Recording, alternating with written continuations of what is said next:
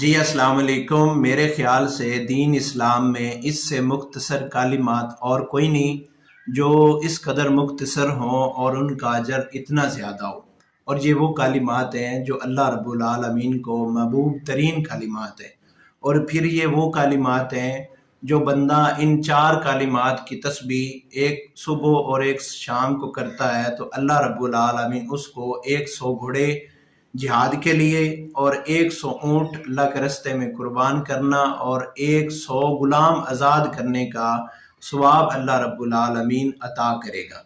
اور یہ وہ کلمات ہیں، اگر آپ دنیا کی کسی بھی طرح کی مشکلات میں مصیبت میں مبتلا ہیں تو آپ ان کلمات کا ورد شروع کر دیں، اللہ رب العالمین آپ کو ہر طرح کی پریشانی سے بچا لے گا۔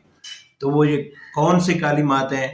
سبحان اللہ، والحمد للہ، ولا الہ الا اللہ، واللہ اکبر۔ آپ پوری شریعت آپ پورے دین اسلام میں دیکھیں، اس سے بڑھ کر اور عظمت والے مقام والے کوئی بھی